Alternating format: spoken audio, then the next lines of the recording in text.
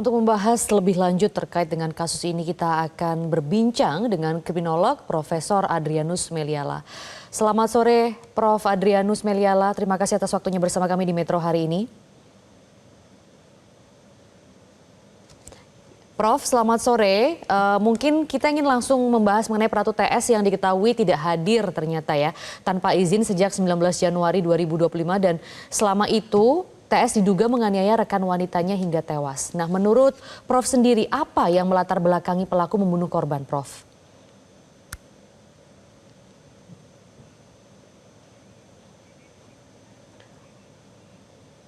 Prof Adrianus, apakah bisa mendengar suara kami? Jelas Mbak Maya. Iya Prof. Jadi ada catatan kehadiran sebenarnya yang tidak terisi ya sejak 19 Januari. Dan selama itu ada dugaan bahwa TS ini diduga menganiaya rekan wanitanya hingga tewas. Nah, menurut Prof sendiri, apa sebenarnya melatar belakangi pelaku membunuh korban, Prof? Meskipun motif memang belum terkuak sampai saat ini. Ya, kalau dilihat dari bahwa yang bersangkutan kelihatannya memiliki hubungan percintaan dengan korban, maka kalau kita tarik tidak terlalu jauh, nampaknya kemungkinan bahwa korban itu misalnya memutuskan atau meminta untuk segera dinikah, ya mungkin juga karena sudah hamil misalnya, pada saat yang bersangkutan sedang terlibat masalah ya, ancaman desersi ya dengan kesatuannya, maka tentu tekanan itu menjadi sesuatu yang makin membuat pening, akibatnya lalu menjadi kalap dan kemudian tak terkontrol, berakhir dengan pembunuhan. Ada juga kemungkinan misalnya sang korban itu kemudian memutuskan untuk misalnya putus ya karena pelaku dalam hal ini dianggap bermasalah dengan kesatuannya, setiap kali terancam untuk dipecat ya, diberhentikan, maka lalu si wanita kemudian berpikir untuk pergi saja ke lain hati gitu ya, dan itu lalu kemudian membuat yang bersangkutan naik darah, gelap mata dan lalu ujung-ujungnya membunuh. Jadi dengan kata lain, terhadap sebab yang bersifat agresif dan sebab yang bersifat regresif pun sebetulnya masih sama saja terbuka kemungkinannya, hal mana sama-sama bisa menghasilkan pembunuhan bagi korban. Demikian.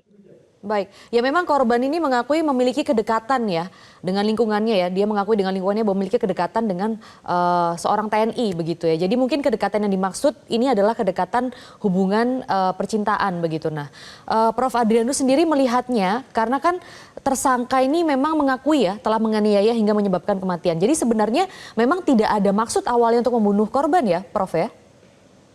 Dalam dunia akademik itu yang disebut sebagai disorganized murder ya, pembunuhan yang acak-acakan.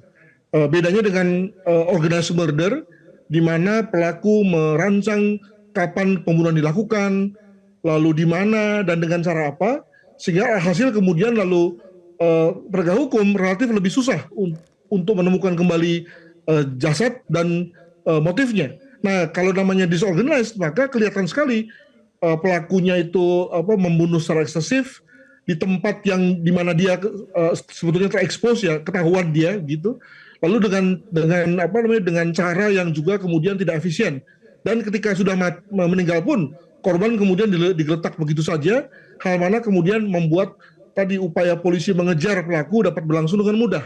Nah, jadi saya kira itu yang bisa menjelaskan mengenai mengapa yang bersangkutan melakukan pembunuhan di tempat yang sebetulnya yang bersangkutan amat terekspos ya, di mana orang sudah banyak tahu tentang keberadaannya. Demikian. Baik, oke. Jadi kalau kita kembali lagi dari catatan rekam kehadirannya di kesatuannya, menurut Prof sendiri pelaku ini ada juga kaitannya dengan sosok yang bermasalah tidak sebenarnya?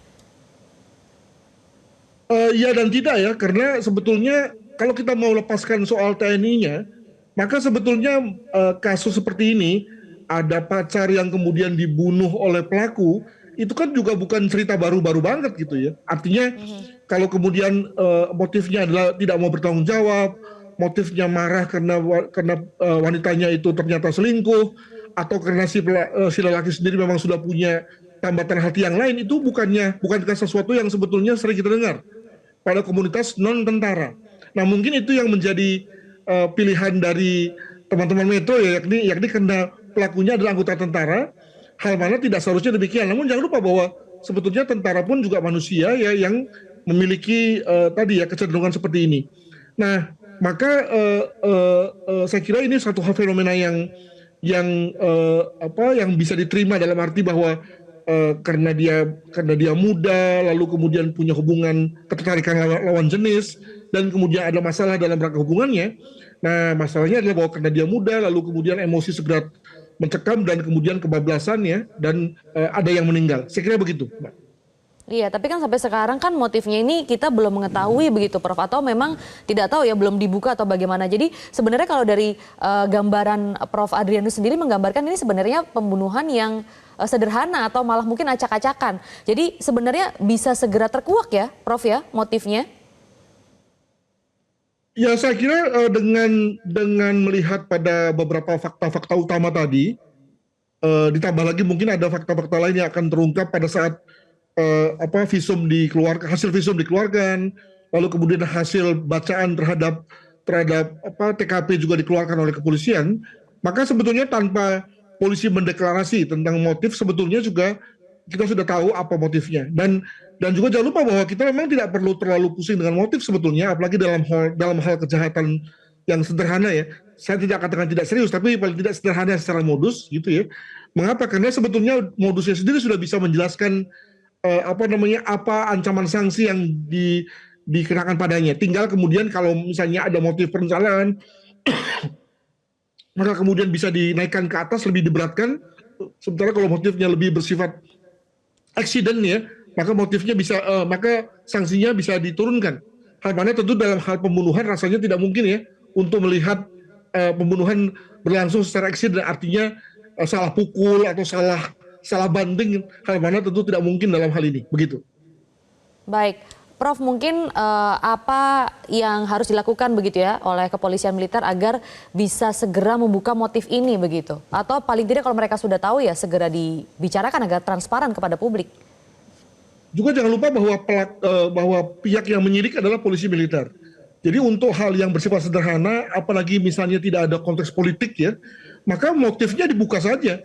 Ketika polisi sudah penyidik ya, dalam hal ini sudah mewawancarai terutama tokoh utama, pelaku utama, maka bisa segera diestablish motifnya. Dan kalaupun misalnya kemudian dalam perjalanan waktu lalu kemudian motif berubah juga tidak masalah kan sebetulnya. Namun jangan lupa bahwa karena kali ini kasus ditangani oleh polisi militer, maaf, yang mungkin tidak memiliki pengalaman cukup banyak ya dalam rangka menangani kasus kejahatan, maka lalu kemudian pendekatannya berbeda ya. Jadi dengan kata lain betul-betul semuanya disembunyikan dulu dan kemudian pada saatnya dibuka ya. Sementara kalau kepolisian pada umumnya lebih berada pada posisi mencicil ya beberapa hal apa yang diketemukan diberikan kepada publik dalam rangka akuntabilitas publik. Nah, dalam hal ini karena penyidiknya adalah polisi militer, tentu lalu cara pendekatannya berbeda, begitu. Baik, kriminolog Profesor Adrianus Meliala, terima kasih atas keterangannya bersama kami di Metro hari ini. Jelajahi cara baru mendapatkan informasi. Download Metro TV Extend sekarang.